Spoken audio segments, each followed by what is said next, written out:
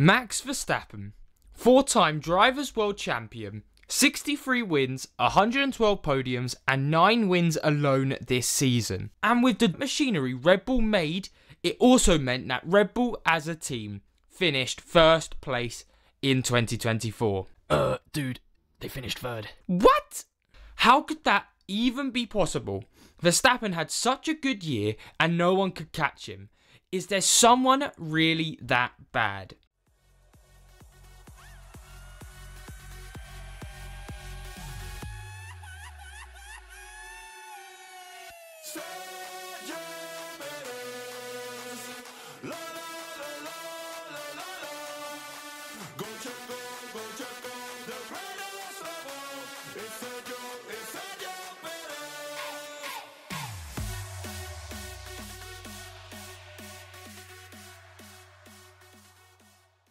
(2024) Sergio Perez, 0 wins, 0 pole positions, 9 races outside the points.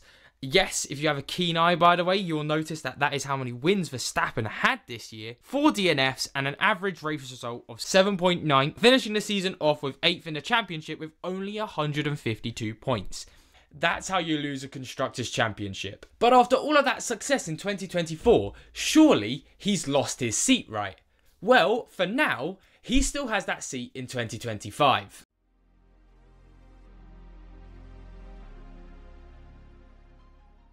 So in F1, one of the biggest factors that comes into play every single year is money. And this is because it's such an expensive sport that it's no surprise teams need as much funding, as much sponsorships, as much money just coming in from everywhere as physically possible. And one cheeky way of doing this is getting drivers to pay you for their seats. Now, in Perez's case, this isn't actually the situation, but he has a mix of quite a few other factors. First one is he has a massive following. Now, bar Colapinto, because we might not see him on the field for 2025, Perez is the only Central American driver on the grid.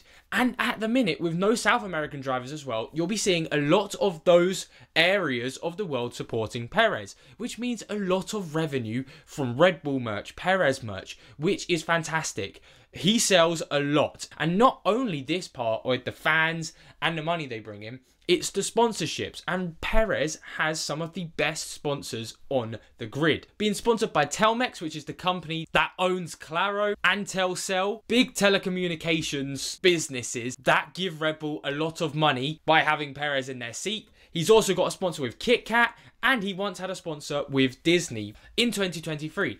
And with the way F1 works, I'll show you exactly how much money each team will make from 1st to 10th on this graph right here. The gaps aren't that much. Now, from 1st to 3rd, you'll see it's $140 million and $122 million for 3rd place. And to put it simply, from what I've just mentioned, through merch and sponsorship that Perez provides, he makes up more than they would have got for getting 1st place in the Constructors' Championship. So financially, this is exactly why they did not get rid of Perez, and for when he was doing okay, not tremendously great, and Verstappen was winning championships, that's the reason they kept him. A lot of money, and it wasn't hindering their performances.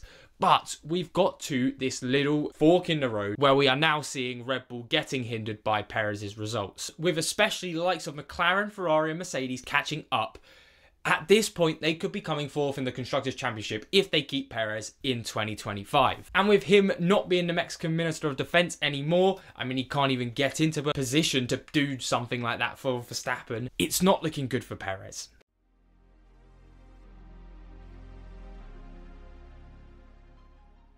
Now, these drops in forms isn't anything new for Perez. We've seen ups and downs throughout his career, all the way from Sauber, where he did tremendously, into McLaren, had a terrible season. We've also seen mid-season him drop off, especially 2023, we saw something similar. But in all of these cases where we've seen Perez have a few ups and downs, they always come back to him performing at least at a decent level. But it's just not happened this time.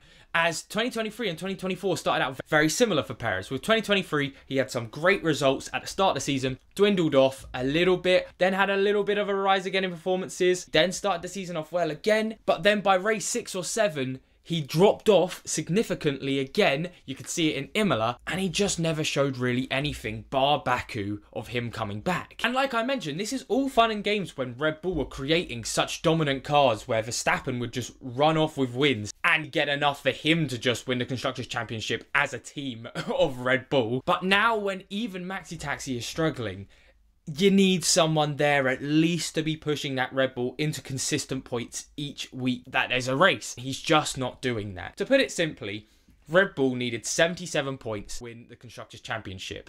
With Perez's 152, that means they needed 229 points.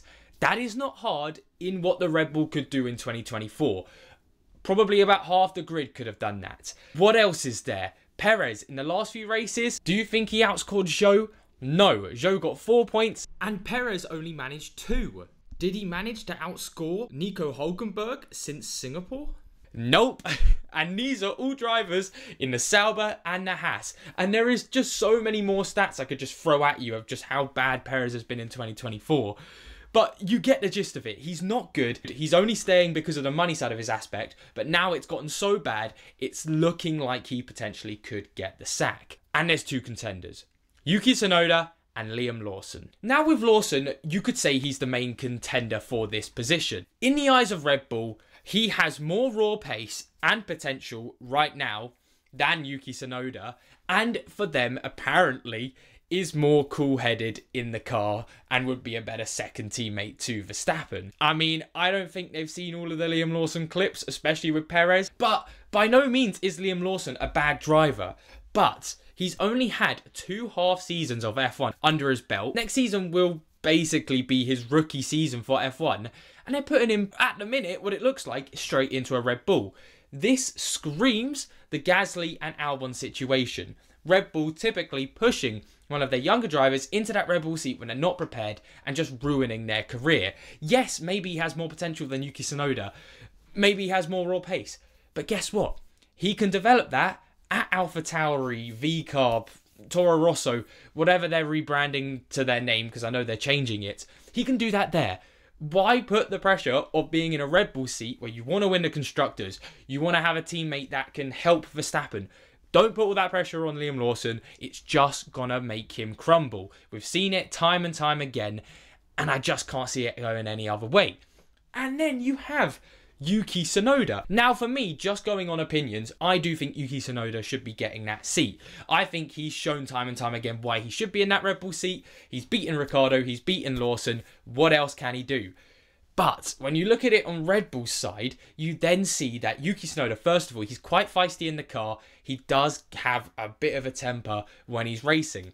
I don't think Red Bull want that in their second driver. Not only this, they think he's less likely to play second fiddle to Max Verstappen. And yes, they want someone fast, but they also want someone like a Perez who's not going to push Verstappen too hard. They want a first and second driver from the looks of things. But here's the real kicker. Red Bull have a relationship with Honda as of now for their engines, but this is coming to an end.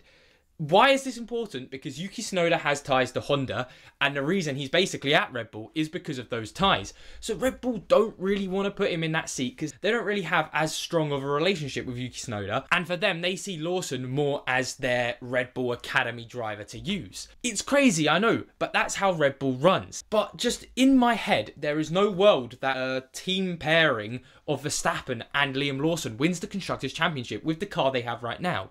If you have Verstappen and Tsunoda, they could put up a bit more of a fight. It's still going to be very tough, but at least potentially they won't come 4th or 3rd. They could come 2nd or 1st. Like I said, for me, it's a no-brainer to put Yuki Tsunoda in that seat, but Red Bull, they've clearly got different priorities.